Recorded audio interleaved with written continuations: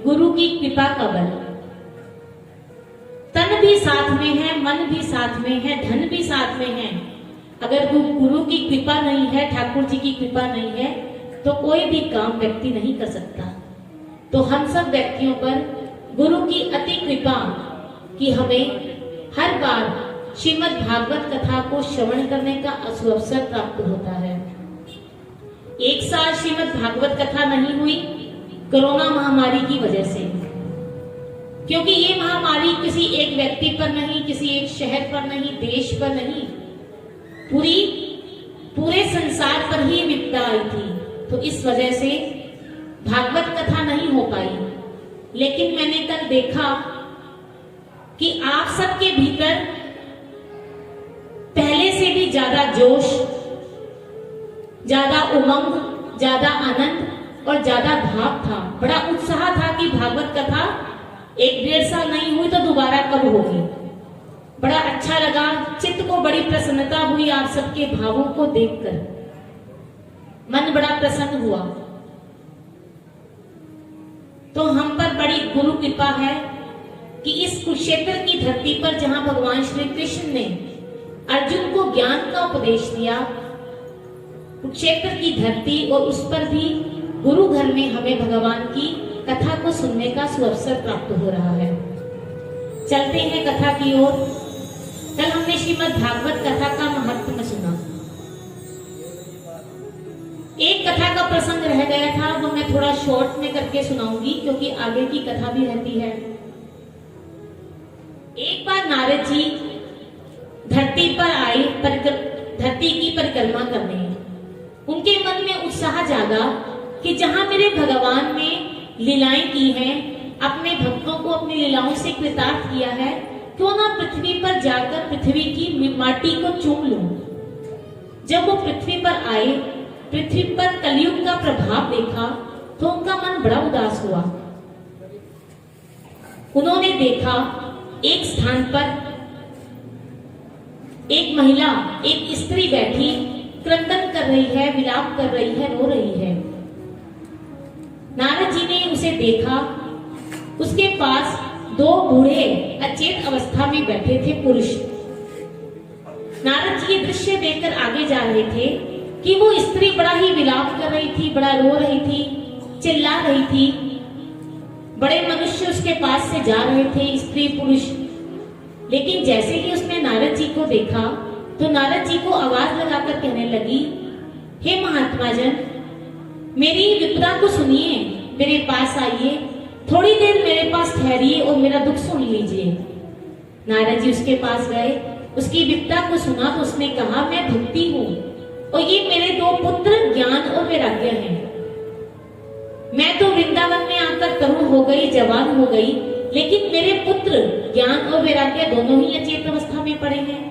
आप कृपा कीजिए, मुझे बड़ी लज्जा आती है कि माँ तो तरुण है और उसके बेटे बूढ़े हैं।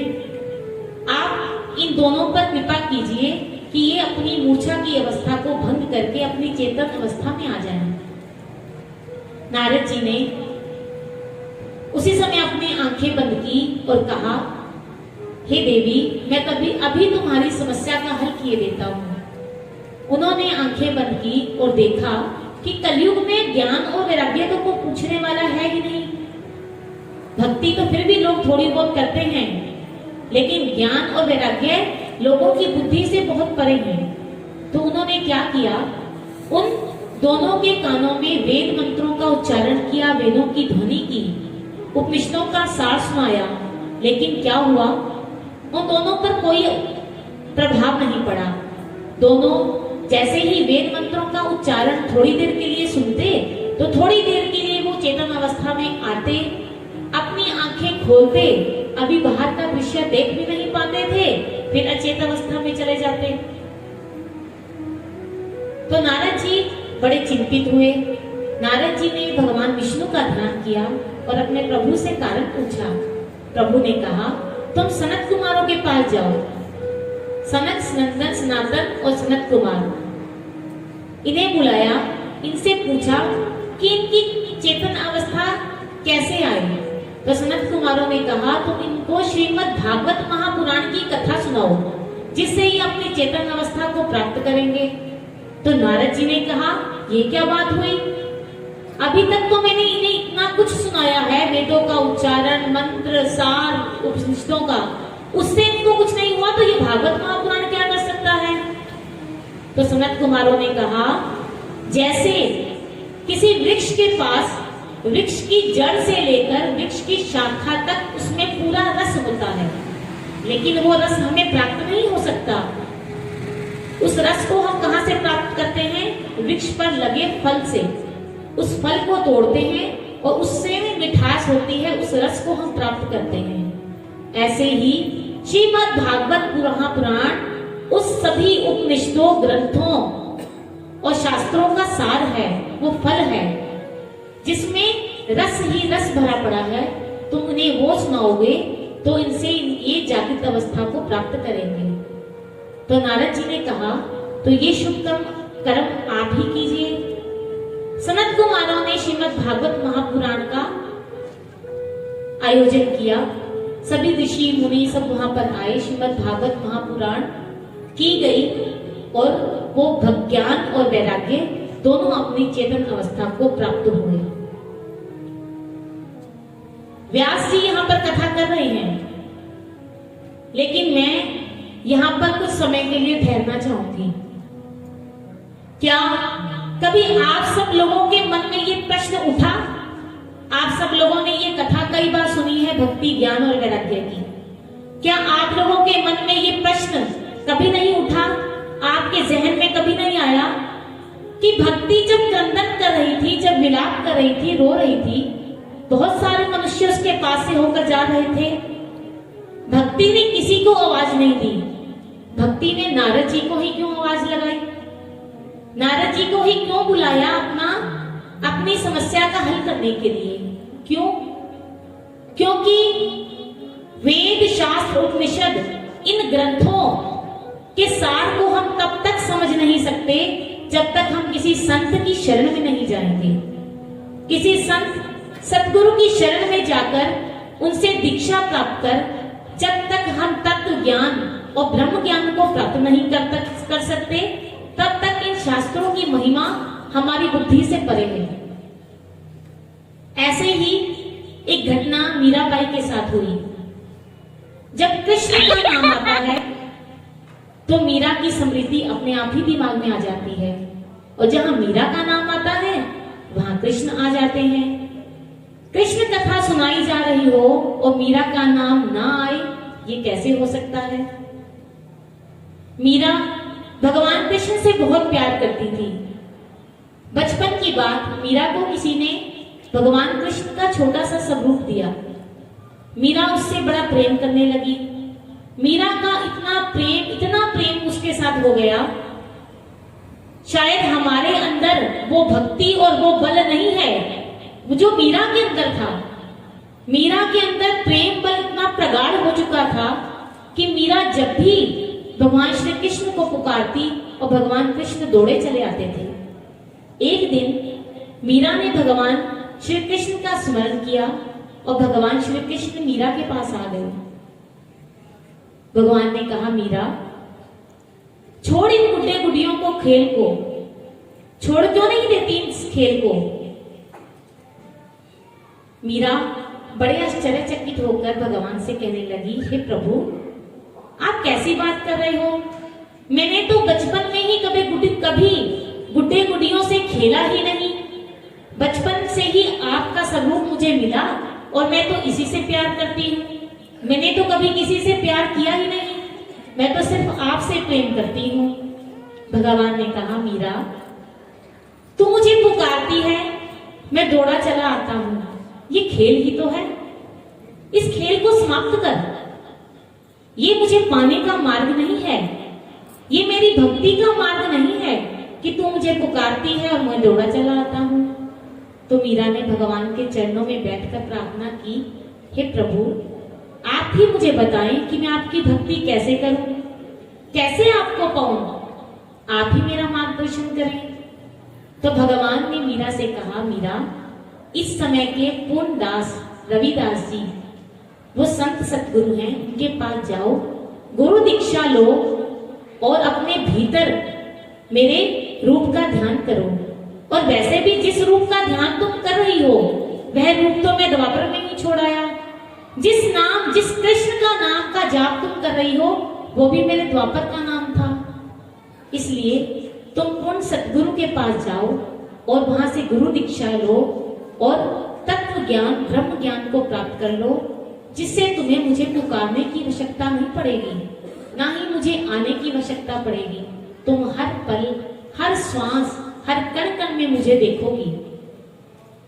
मीरा ने एक पल की भी देरी नहीं की, उसी समय श्री रविदास जी के पास गई और गुरु दीक्षा को प्राप्त किया।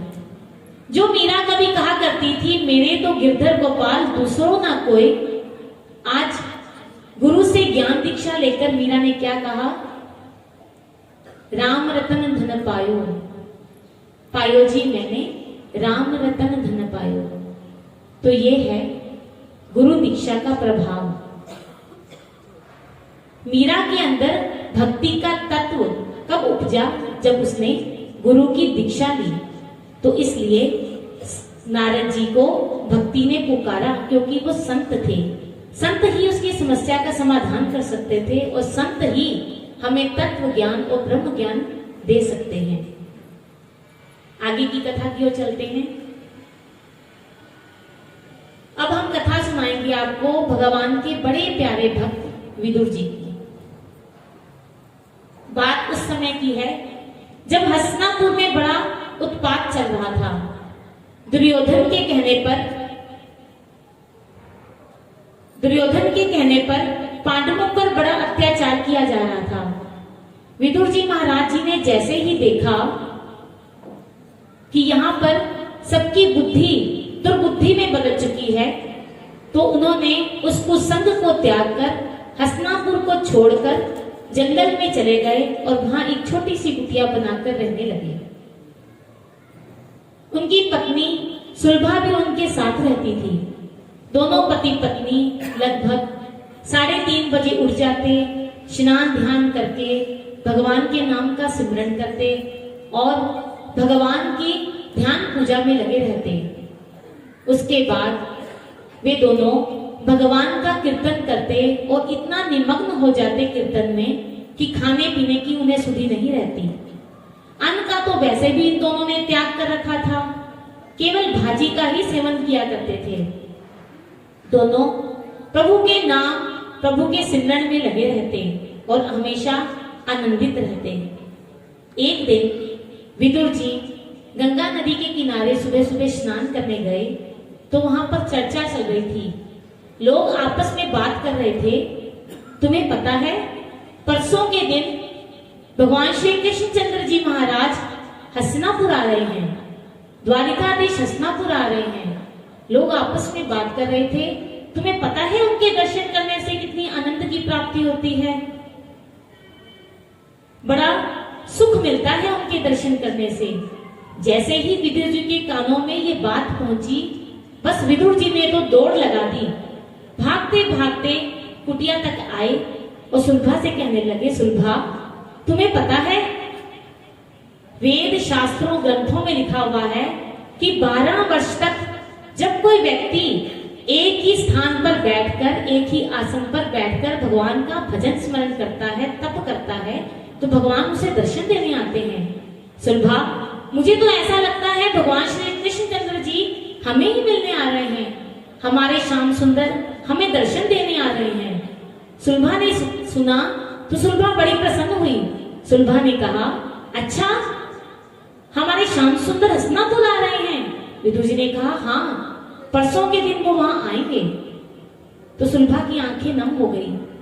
सुलभा ने कहा विदुर जी से, आपका और श्री कृष्ण जी का क्या संबंध है? अब कोई भगवत प्रेमी से पूछा जाए, किसी भक्त से पूछा जाए कि तेरा और तेरे भगवान का क्या संबंध है, तो वो क्या कहेगा? विदुर जी की आंखों में आंसू आ गए। विदुर जी कहने लगे, सुलभा, वो मेरे स्वामी हैं और मैं उनका सेवक हूं। मैं रोज उन्हें पुकारा करता हूं, रोज उन्हें बुलाया करता हूं। जब मैं उन्हें याद करता हूं तो वो भी मुझे याद करते होंगे। जब सुलभा ने कहा कि तुम्हारा और भगवान कृष्ण का क्या संबंध है, तो भगवान ने कहा, विदुर ने कहा, हाँ सुलभा, मेरा और भगवान का एक बड़ा प्यारा संबंध है। जब मैं भगवान का ध्यान करता हूँ ना, भगवान की पूजा करता हूँ, तो मुझे ऐसा एहसास होता है कि भगवान मुझे काका श्री कहकर बुला रहे हैं।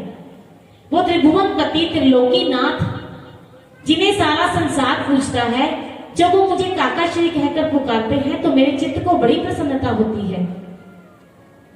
सुलभा भी ऐसी बातें सुनकर भगवान श्री कृष्ण की चर्चा चल पड़ी और सुलभा की आंखों में भी आंसू आ गए। सुलभा कहती है, हे नाथ, मेरी इच्छा है कि जब परसों के दिन श्याम सुंदर आए तो वो हमारी इस कुटिया में भी चरण डालें, वो हमारी इस कुटिया पे भी आए। आप उन्हें निमंत्रण देना कि वो हमारे यहाँ आए। विदुर जी ने कहा, नहीं सुलभा, मैं अपने सुख के लिए अपने त्रिभुवन पति को कष्ट नहीं दे सकता। वो तो महलों में रहने वाले हैं, 56 भोग का वो प्राशन करते हैं, और मेरी इस गरीब की कुटिया में वो कैसे आएंगे? और वैसे भी हमारे पास है भी क्या उन्हें देने के लिए? हम तो केवल भाजी ही खाते हैं, क्या उनके आगे भाजी को परोसेंगे? नहीं सुलभा, मैं उन्हें अपने सुख के लिए कष्ट नहीं दे सकता। विदुर जी ने मना कर दिया। विदुर जी पूर्ण संत थे। कोई भी संत अपने सुख के लिए किसी को कष्ट नहीं देता। संत तो अपनी मस्ती में जीता है, वो दूसरों को सुख देने के लिए आप बेशक कष्ट प्राप्त कर ले, लेकिन किसी और को कष्ट नहीं देता।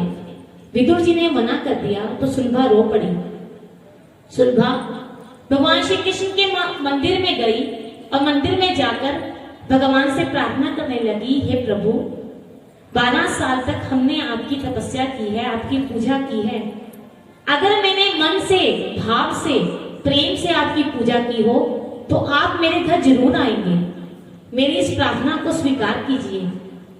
भगवान की मूर्ति मुस्कुराई।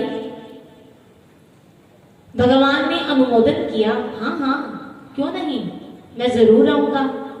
तो सुलभा को बड़ी प्रसन्नता हुई कि भगवान ने हाँ कह दी है। परसों का दिन आया। विदुर जी और सुलभा दोनों भगवान का दर्शन करने गए। भगवान श्री कृष्ण आ रहे हैं रथ पर बैठकर। हस्तिनापुर के चारों तरफ महल ही महल बने हुए हैं और उन महलों की गोग में स्त्रियां खड़ी हैं फूल लेकर। जैसे ही भगवान श्री कृष्ण का रथ उन महलों तक आया, स्त्रियों ने भगवान के ऊपर फूलों की वर्षा की। भगवान सबकी ओर प्रसन्नता से देख रहे हैं और सबको आशीर्वाद देते हुए जा रहे हैं। विदुर जी और सुलभा ने भी भगवान के दर्शन किए। दूर से मस्तक झुकाकर उन्हें प्रणाम किया। भगवान सबकी ओर दृष्टिपात कर रहे हैं, सबको देखकर मुस्कुरा रहे हैं, लेकिन भगवान ने विदुर जी और सुलभा की तरफ दृष्टिपात नहीं किया, उनकी तरफ नहीं देखा। विदुर जी का मन बड़ा परेशान, चिंतित कि हे प्रभु, हमसे आपकी भक्ति में क्या त्रुटि रह गई कि आप सबकी तरफ देख रहे हैं और हमारी तरफ नहीं देख रहे? हमसे कोई भूल हो गई हो तो हमें क्षमा कीजिए। सुलभा भी मन ही मन भगवान से कह रही है, हे प्रभु, एक बार आप हमारी तरफ देख दें और हमारी भीतर जो आपको मिलने की प्यास है उसे तृप्त कर दें। प्रभु कृपा करके आप हमारी तरफ देखिए ना। जैसे सुलभा की पवित्र भावों को भगवान ने सुन लिया हो, उसकी वार्ता को भगवान ने सुना हो और भगवान ने उसी तरह उसी समय विदुर और सुलभा की तरफ देखकर अपनी सुंदर सी मुस्कुराहट दी। जैसे ही भगवान मुस्कुराए, सुलभा और विदुर जी बड़े प्रसन्न हुए। सुलभा ने मन ही मन भगवान से यह भी कह दिया कि हे प्रभु, देख लो, कल आपने मुझे हाँ कही है आने के लिए, आपको आना होगा। भगवान ने सिर हिलाकर मुस्कुरा कर कहा, मैं आऊंगा। सुलभा घर गई बड़ी प्रसन्न कि भगवान आएंगे, लेकिन उसने विदुर जी से कोई बात नहीं की कि मेरी भगवान से वार्ता हो गई है और भगवान आएंगे। घर जाकर भगवान के कीर्तन में निमग्न हो गई कि भगवान आएंगे। उधर भगवान हसनापुर की सभा में पहुंचते हैं, जहां पर भगवान शांति दूत बनकर पहुंचे। भगवान ने चाहा कि महाभारत का युद्ध ना हो, अगर ये टल सकता है तो टल जाए और मैं शांति दूत बनकर जाऊं और दुर्योधन को समझाऊं, तो इससे अच्छी कोई बात नहीं हो सकती। भगवान गए। भगवान ने सिर्फ दुर्योधन से ये कहा कि तुमने अब तक जो भी अत्याचार पांडवों पर किए हैं, पांडवों ने उन्हें हंसकर सहा है। अब एक कृपा उन पर कर दीजिए कि उन्हें केवल 5 गांव दे दीजिए। दुर्योधन ने कहा, बिना युद्ध के एक सुई की नोक के बराबर भी मैं भूमि नहीं दूंगा, उन्हें कहें मेरे से युद्ध करने आए। भगवान ने कहा, युद्ध हर समस्या का हल नहीं है दुर्योधन, तुम समझो, जब युद्ध होगा तो यह प्रलयकारी युद्ध होगा, सारा संसार समाप्त हो जाएगा। वो केवल तुमसे 5 गांव मांग रहे हैं। तो दुर्योधन ने कहा, हे गवाले, अगर अब तू ज्यादा बोला तो मैं तुझे बांध लूंगा। उसने सैनिकों को आज्ञा दी कि इस गवाले को बांध लो। भगवान ने कहा, तू मुझे बांधेगा दुर्योधन? तू मुझे कैसे बांधेगा? जब मैंने जन्म लिया था तभी मैं सारे बंधन तोड़कर चला गया था, मैं तुझसे नहीं बंधा जाता। बांधने वाले मुझे बांधते हैं अपने प्रेम की डोर से, मैं तो प्रेम की डोर से बंधा चला जाता हूं। भीष्म पितामह ने कहा, प्रभु आप नाराज मत होइए। उन्होंने दुर्योधन को समझाया। फिर उन्होंने कहा कि चलो आप इन दोनों भाइयों के झगड़ों को छोड़ो और आपके लिए 56 भोग तैयार कर रखा है प्रभु, आप इस 56 भोग का प्राशन कीजिए। दुर्योधन ने 1 महीने से तैयारी कर रखी है आपकी सेवा की, आप इस भोजन को ग्रहण करके जाइए। भगवान ने कहा, बिल्कुल भी नहीं, इस दुर्योधन के घर का भोजन मैं बिल्कुल भी नहीं करूंगा। मैं अपनी बुद्धि को दुर्बुद्धि में नहीं बदलना चाहता, इसलिए इस दुर्योधन के घर का भोजन मैं नहीं करूंगा। तो भीष्म पितामह ने कहा, चलो ठीक है, आप दुर्योधन के घर का भोजन नहीं करते तो पास में ही मेरा महल है, आप वहां चलिए। भीष्म पितामह ने कहा, भगवान ने कहा, नहीं भीष्म पितामह, नहीं दादा, मैं आपके घर भी नहीं जाऊंगा।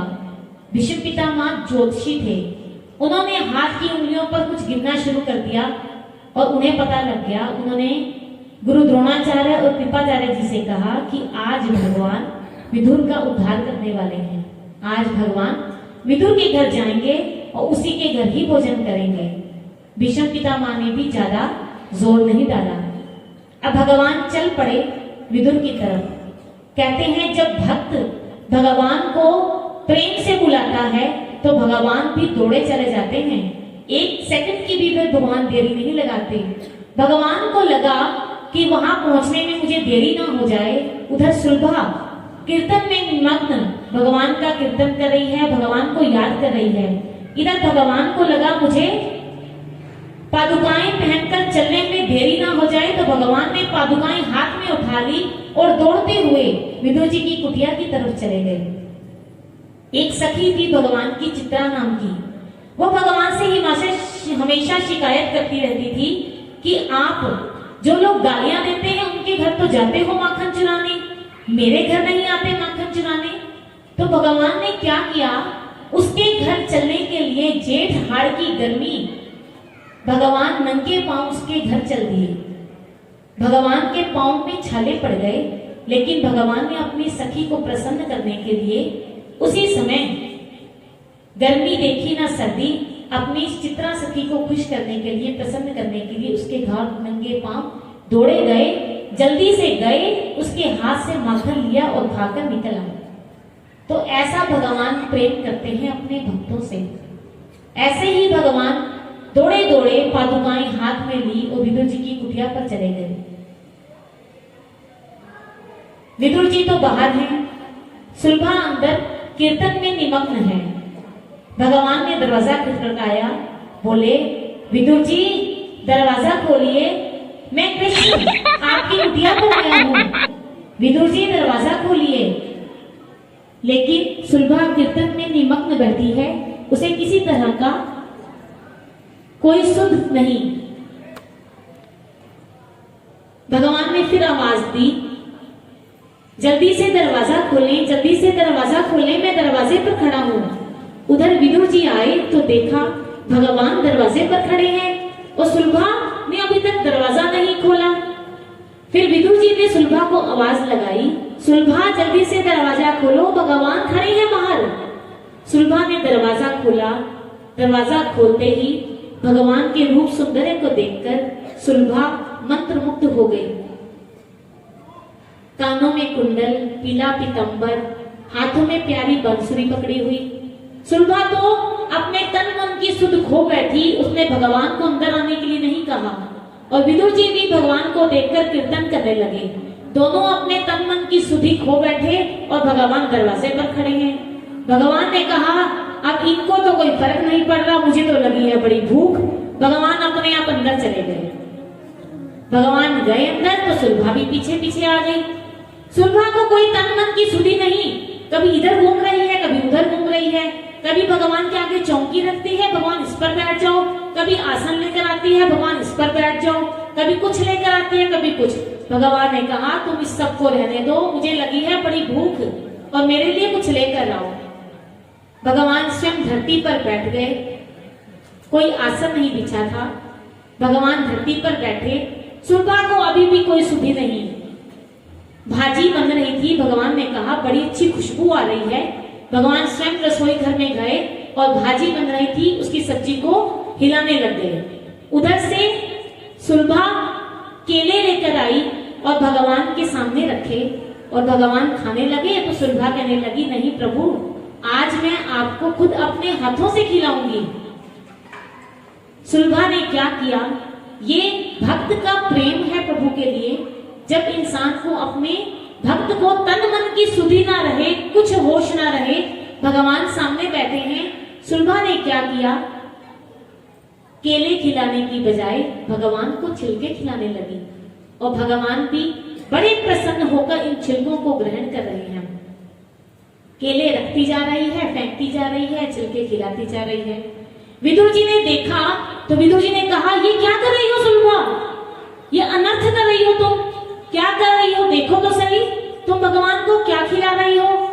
उसने कहा केले खिला रही हो। उसने कहा तुम भगवान को छिलके खिला रही हो। विदुर भगवान ने कहा इन छिलकों में केलों से भी ज्यादा स्वाद है विदुर जी। तो ये है भक्त के भाव। कहते हैं प्रेम सबसे ऊंची प्रेम सगाई। जब प्रेम सगाई का नाम लो ना तो इसका अर्थ ये मत ले लेना किसी लड़के और लड़की का प्रेम। प्रेम पति पत्नी का, माँ बाप का, भाई बहन का, गुरु और शिष्य का, भक्त और भगवान का।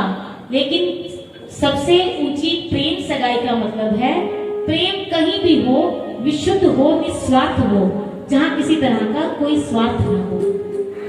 राधे कृष्णा राधे कृष्णा कृष्णा कृष्णा राधे राधे राधे श्याम राधे श्याम श्याम श्याम राधे राधे राधे कृष्णा राधे कृष्णा कृष्णा कृष्णा राधे राधे राधे राधे श्याम श्याम राधे राधे कृष्णा राधे कृष्णा कृष्णा कृष्णा